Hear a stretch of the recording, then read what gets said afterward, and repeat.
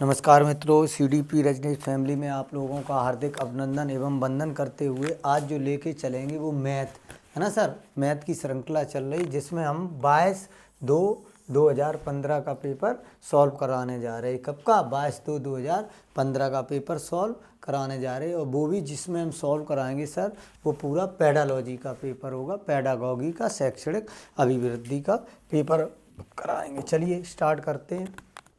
अब क्या कह रहा है, निम्नलिखित कथनों में से कौन सा कथन सही है। देखो जब भी ऐसे प्रश्न आए है ना, इसमें पॉजिटिव और नेगेटिव निकाल लो।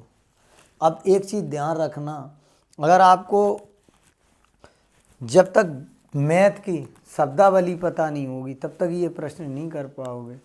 आपको पता होना चाहिए स्थानीय मान क्या होता है, भिन्न क्या होता है, प्रदर्शक भिन्न क्या होता है, चतुर्भुज क्या होता है, त्रिभुज क्या होता है, पंचभुज क्या होता है। ये चीज़ें अवधारणात्मक सोच पता होनी चाहिए तभी कर पाओगे। जबकि देखो इसमें क्या कह रहा है कि 3 विषम संख्याओं का। दूसरी चीज़ आप एक चीज़ देख लो, यहाँ ये ट्रिक यहाँ काम कर रही नहीं कर रही, काम कर रही, क्योंकि कहीं भी संख्या तो सभी में दी गई है तो यहाँ ट्रिक फेल हो गई। फिर भी देख लो, वो कह रहा है 3 विषम संख्याओं का गुणनफल एक सम संख्या होता है। तो 3 का गुणनफल क्या सम हो सकता है? सम भी हो सकता है, विषम भी हो सकता है, ऐसा कोई क्लियर थोड़ी नहीं है। तो ये तो नहीं है। एक सम संख्या और एक विषम संख्या का अंतर एक सम संख्या, ये भी नहीं है, कोई बात ही नहीं है इसमें। जबकि इसमें कह रहा है 2 विषम संख्याओं और एक सम संख्याओं का एक फल हो सकता है। देखो 36 का क्या कह रहा है, और 3 विषम संख्याओं का एक फल एक सम संख्या नहीं हो सकता। जबकि तीसरा 2 विषम संख्या और एक सम संख्या, इनका हम योगफल समान कर सकते हैं आसानी से, है ना। जबकि बराबर का योगफल नहीं कर सकते हैं, ये बात माइंड में बैठानी है। चलिए आगे 37 देख लो, 37 हो गया। 38 देख लो आप। अब यहाँ किसकी बात कर रहा है? प्राथमिक स्तर पर। देखो हमने ये बताया भी है, 10 ग्राम बिंदु ग्राम के खेल, प्रतिरूपण इत्यादि सहायता करते मूलभूत संक्रियाओं को समझने में स्नातक समझ। हमने एक बात और बताई थी, जब भी ऐसी बात आए स्नातक समझ की योग्यता बोले तो स्थानीय मान की अवधारणा कहेंगे। इसको क्या कहेंगे? स्थानीय मान की अवधारणा कहेंगे। इसको क्या कहेंगे? स्थानीय मान की अवधारणा कहेंगे। इसको क्या कहेंगे? स्थानीय मान की अवधारणा। अब देख लो आंसर कौन सा हो गया? 38 का। क्या हो गया? 38 का। तो क्या था? स्थानीय समझ आ जाए तो आपको जो ट्रिक लिखना है, स्थानीय समझ तो स्थानीय मान की अवधारणा, या अंक सही से नहीं लिख पा रहा है या काउंटिंग सही से नहीं कर पा रहा है, ये स्थिति हो जाएगी। 39 देख लो। 39 में कह रहा है, निम्नलिखित में से कौन सा प्राथमिक स्तर पर गणित शिक्षण की पाठचर्या की अब मेल नहीं खाता है। निगेटिव प्रश्न ढूंढना है ना। अब आपको पता है कि पॉजिटिव क्या है, निगेटिव क्या है, देख लो निगेटिव। अब आप एक चीज़ बताओ, पूर्ण अंश रूप में प्रदर्शित करना पॉजिटिव, सरल भिन्न करना, व्यवस्थित करना पॉजिटिव, दैनिक जीवन में प्रयोग पॉजिटिव, प्रणाली पॉजिटिव, गणितीय सोच पॉजिटिव, है ना, संख्या संबंधी संक्रियाएं पॉजिटिव, भाषा और प्रतीक चिन्हों का ज्ञान पॉजिटिव। जबकि आंकड़े कहीं बताया है, पढ़ाया है कक्षा 2 में आंकड़े, कक्षा 3 में, कक्षा 4 में। आंकड़ों का विश्लेषण थोड़ा ही नहीं कर लेगा बालक।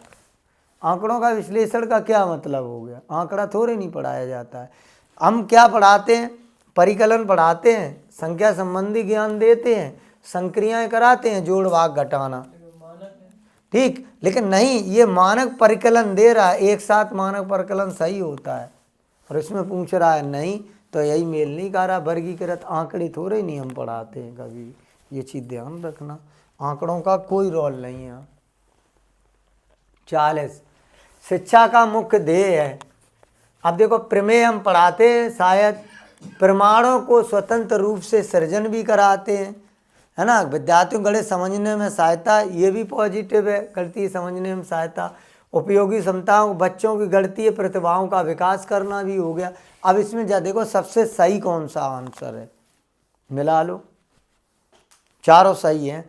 जामे सिर्फ प्रमेय की बात कर रहा है, एक बात कर रहा है, गणित को समझने में ये हेल्प की बात कर रहा है। उपयोगी कक्षाओं सेम ऐसी है, जबकि इसमें देखो बच्चों की गणित में प्रतिभाओं का क्या करना, विकास करना। गणित शिक्षा का मुख्य ध्येय है। किसका? विकास करना। किसका? गणित। और गणित में प्रतिभा। और प्रतिभाशाली बालक कैसा होता है? सृजनात्मक होता है।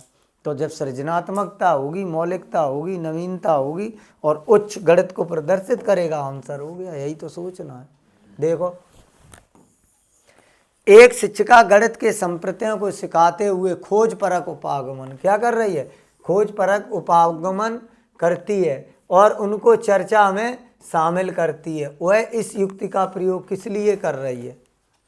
अभी वाला ही तो प्रश्न है, रिपीट हुआ 41 का। देखो, अब आप कहोगे क्या कह रहे, हम उतने टाइम सही थे कि नहीं? देखो इसमें क्या कह रहा है? गणित का उच्चतर उद्देश्य। अब देखो, विद्यार्थी को व्यवहारिक क्षमताओं का विकास करना, एक निश्चित प्रकार की सोच तार्किकता विकसित करना। गणित में सिक्कर संकीर्ण उद्देश्य, जो तो गलत है चौथा। क्या कह रहा है? नहीं तो नहीं पूछ रहा है। देखो 41 का क्या कह रहा है?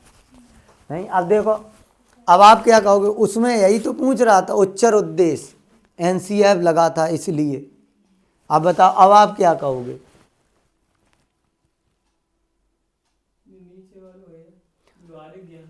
अरे, एक निश्चित प्रकार की सोच व तार्किकता विकसित करने के लिए।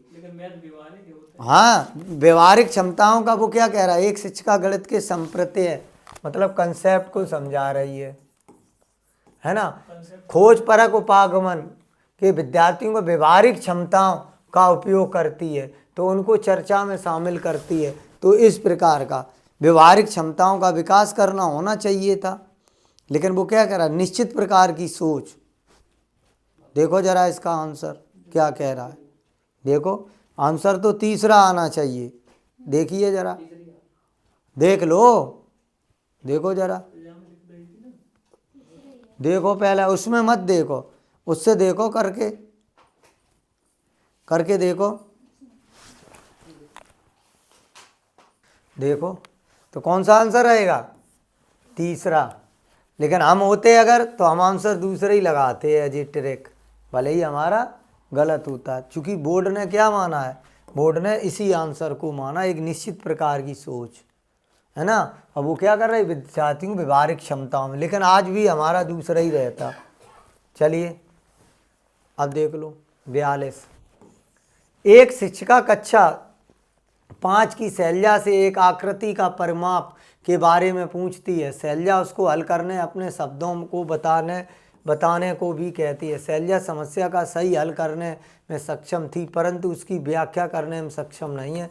हल तो कर लेती है, लेकिन व्याख्या नहीं कर पाती है। शैलजा निम्न किस विशेषता को प्रदर्शित कर रही है? देख लो, इसमें बात किसकी कर रहा है? टैगलाइन पकड़ो, बताओ विपिन, टैगलाइन क्या है? उत्तर उसमें बुक पे ना देखो करे, उत्तर हमेशा अपना रखा करो, बुक में देखने से कोई मतलब नहीं है। बताओ कौन सा रहेगा? वो क्या कह रही? एक लड़की है, हल तो कर ले, व्याख्या नहीं कर। व्याख्या मुँह से करी जात और हल कॉपी पेन से। तो देखो मुंह से क्या होगा? तो देखो भाषा प्रवीणता। वो कह रहे निम्न स्तरीय भाषा प्रवीणता और उच्च स्तरीय गणित। सही है? नहीं है? मुंह से नहीं कर पा रही। वो कह रहे हो निम्न स्तरीय भाषा और निम्न स्तरीय गणित। निम्न स्तरीय तो गणित है नहीं, गणित उच्च स्तरीय है। तो कौन सा आंसर हो गया? चौथा आंसर हो गया, क्योंकि भाषा से जुड़ रहा है ना। तो भाषा उसकी निम्न स्तरीय है प्रवीणता, और गणित कर लेती है तो गणितीय बड़ी है, बस।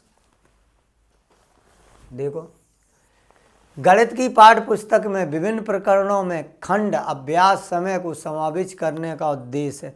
किसकी बात कर रहा है? गणित की पाठ्य पुस्तक में विभिन्न प्रकरण और अभ्यास के अभ्यास में समय को समावेशित करने के लिए। अभ्यास को टाइम मैनेजमेंट से जोड़ रहा है। देखो 43 में आनंद और मस्ती गलत हो गया। दैनिक जीवनचर्या में नहीं बदलाव होगा। समय का बेहतर, अब या तो ये है या ये है। बात किसकी कर रहा है? पाठ्य पुस्तक विभिन्न प्रकरणों में अभ्यास, तो अभ्यास का है अधिगम, अवसर, अवसर से क्या होगा? अभ्यास कहाँ गया? जैसो लड़का वैसी बिटिया। यही तो ढूंढना है हमें, और क्या करना है? अब देखो 44, प्राथमिक स्तर में गणित में रचनात्मक मूल्यांकन बता रहा है। ये रचनात्मक मूल्यांकन पढ़ाया है, तो रचनात्मक मूल्यांकन में क्या आ जाएगा बताओ? ग्रेडी रैंक तो आएगी नहीं, त्रुटि भी नहीं आएगा, उसका तो अपने आप निकल रहा है। क्रिया प्रणाली, ज्ञान, विश्लेषणात्मक प्रतिभाओं की परीक्षा हो सकता है 44 का। सही है, देख लो वो क्या किसकी बात कर रहा है? यहाँ मूल्यांकन की बात कर रहा है, और मूल्यांकन में क्रिया प्रणाली ज्ञान परीक्षा कराएगा? परीक्षा नहीं कराएगा, रैंक भी नहीं देगा। त्रुटियों की पहचान हमेशा डायग्नोस में होती है। किसमें होती है? डायग्नोस। तो ये भी नहीं है, तो कौन हो गया? कमियों की पहचान किसकी? शिक्षण में, और असंगति अधिगम, यही हो गया। और रचनात्मक मूल्यांकन क्लास के अंदर ही करते हैं, पढ़ाते समय बता दिया था ना।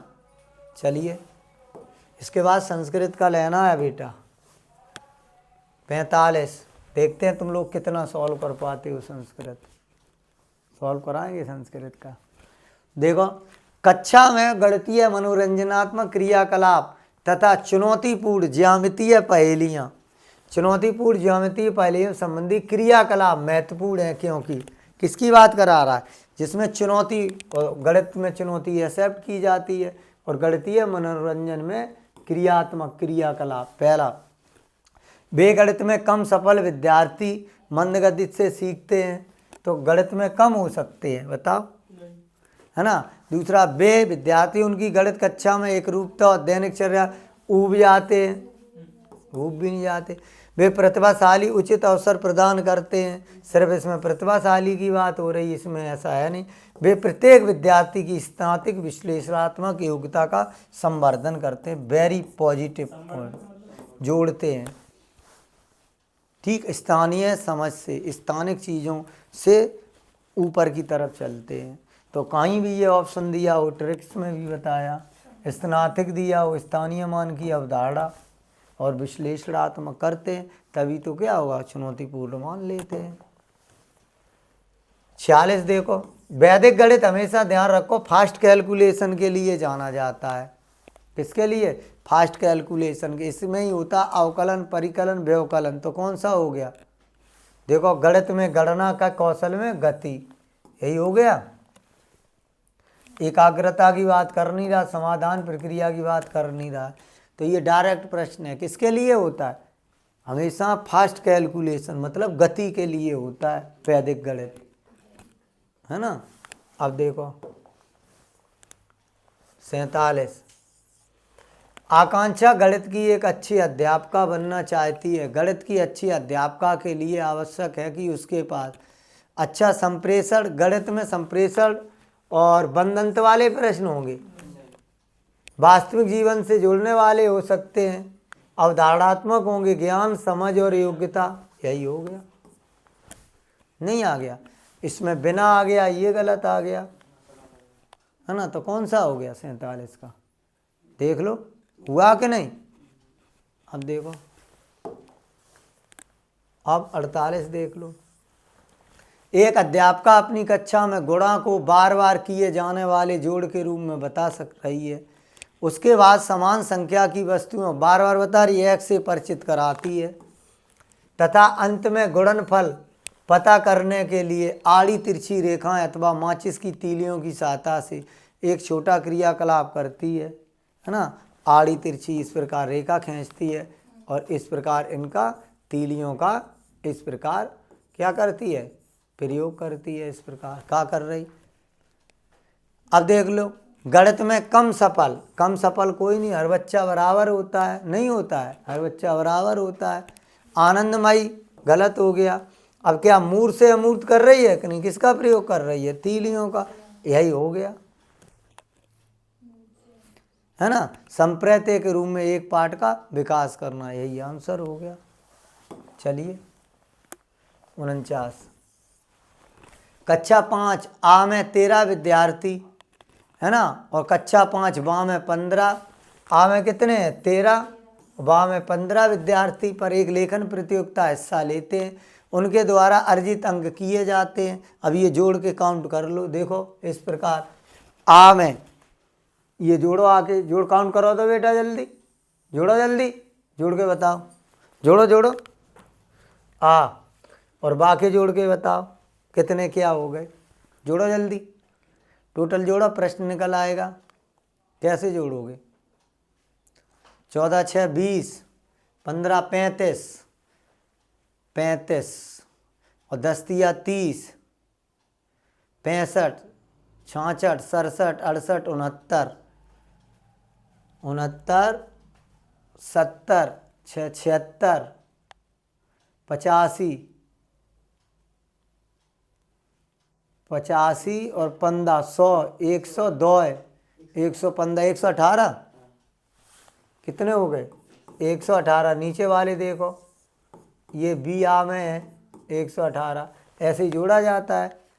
13 7 और 13 कितने हो गए? 20 9 29 29 और 6 35 35 और 15 50 और 50 और 9 8 जोड़ लो, एक इधर जोड़ लो 58 58 और ये जोड़ लो, आप जोड़ो टोटल कितने हुए, जोड़िए। आप क्या निष्कर्ष निकालेंगे? ऐसे ये कुछ नहीं, आपका टाइम देखते हैं बस। 117। तो बा को क्या मिले? कम मिले ना।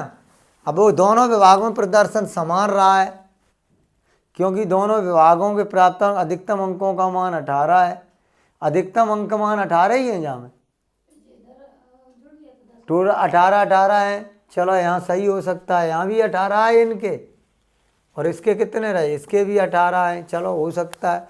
कक्षा 5 आ का प्रदर्शन बेहतर रहा, क्योंकि आ का औसतम प्राप्तांक अधिक है, सही है।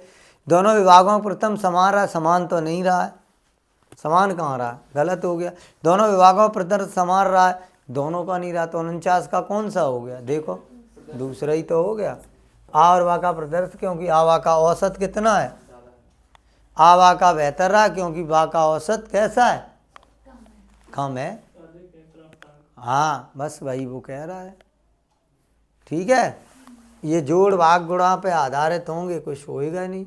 अब देख लो कौन सा रह गया? 49 हो गया था, 49 कौन सा रह गया? अब देखो 52 देख लो, 52 है या 54? 54। राष्ट्रीय पाठचर्या की रूपरेखा 2005 के अनुसार संकीर्ण पूछ रहा है, संकीर्ण उद्देश्य बोले तो निम्न क्या हो गया? संकीर्ण का निम्न। रैखिक बीजगणित से संबंधित दैनिक जीवन की समस्याओं, संख्यात्मक कौशल, बीजगणितीय परिकलन। देखो इसमें परिकलन की बात कर रहा है, इसमें बीजगणित की, इसमें संख्यात्मक कौशल की, इसमें रैखिक बीजगणित, दैनिक जीवन में समस्याओं को। अब पूछ रहा सबसे कम है, तो सबसे कम कौन सा हो गया? बताओ बताओ। सबसे संकीर्ण। सिर्फ देखो इसमें संख्यात्मक की बात कर रहा है, इसमें परिकलन, और परिकलन में सब आ जाएगा, जोड़ भाग गुणा घटाना। उसमें सिर्फ बीजगणित, तो संख्यात्मक कौशल होना चाहिए। मैं भी 54 का कौन सा हो गया? सिर्फ संख्याओं का जोड़ करना, तो यही संकीर्ण हो गया, और क्या। अब देख लो आप 57 देख लो क्या कह रहा। एक बच्चा जिस अवस्था में सभी संख्या संबंधी संक्रियाओं को करने में सक्षम है तथा भिन्नों की संप्रत्यय की व्याख्या करने में सक्षम है, वह भिन्न भी कर लेता है और संख्या भी कर लेता, तो किस में जाएगा? ये उसकी थ्योरी है गणित की। किस में जाएगा? संक्रियात्मक कर ही लेता है, तो किस में जाएगा? संक्रियात्मक की अवस्था में जाएगा। बिल्कुल राइट आंसर है तुम्हारा। व्याख्या भी कर लेता है, संक्रिया संबंधी संक्रियात्मक अवस्था में चला जाएगा। ये बना 59 बन जाएगा आपसे। हो गया? कहाँ हुआ 59? देखो आकृतियों की इकाई। अध्यापक विद्यार्थी आकृतियों के उपयोग की सहायता से किसी भी चित्र रचना करने के लिए कहता है। क्रियाकलाप कौन सा उद्देश्य है? बताइए। चित्र रचना करने के लिए कहता है, तो ये 59 में क्या होगा बताओ? क्यों? बिल्कुल सही होगा। रचना सृजन किस में जाएगा? क्रियाकलाप में। और क्रियाकलाप किसकी बात कर रहा है यहाँ? देखो कहीं दिया होगा चित्र बनाना, तो चित्र इसी में आ गया। हो गया आंसर। अब देख लो ये कक्षा 4 की छात्रा अर्जुन संख्या प्रणाली से संबंधित सभी प्रश्नों का उत्तर मौखिक रूप से दे सकता है, परंतु संख्या प्रणाली पर आधारित समस्याओं को हल करने में गलतियां करता है। लिखने में उसकी त्रुटियों को सुधारने के लिए सबसे अच्छी उपचारात्मक उपचार की बात कर रहा है। बिल्कुल सही है, वास्तविक जीवन से ही जोड़ेंगे। 60 का 30 ही हो गया। उनको कार्य पत्रक जिसमें समस्याएं आंशिक रूप से हल की गई हैं उसको खाली स्थान भरवाएंगे। सबसे ज़्यादा समस्या हल करने के अधिक तरीके का प्रयोग नहीं करेंगे। वास्तविक जीवन अनुभव गणित श्रृंखला के साथ संबंधित भी नहीं करेंगे। उपचारात्मक देखो आंसर कौन सा है, चूँकि वो ये कह रहा है कक्षा 3 का 4 का छात्र है तो उसको हल करने के लिए गलतियां ज़्यादा कर रहा है तो हम खाली स्थान दे देंगे। जैसे देखो 24 + 5 + 9 इस प्रकार क्या हो गया, है ना। 24 × 1 = 25, 25 × 10 = 35 बराबर 36। तो जाए कितने जोड़ दे जाएं, ऐसा कुछ बना के दे देंगे। नहीं आया समझ, तो इससे वो ज़्यादा सीखेंगे। तो मित्रों आज के लिए यही, अब चलते हैं नया वीडियो लेके आते हैं। अगर वीडियो अच्छा लगे तो लाइक और सब्सक्राइब करें। जय हिंद, जय भारत।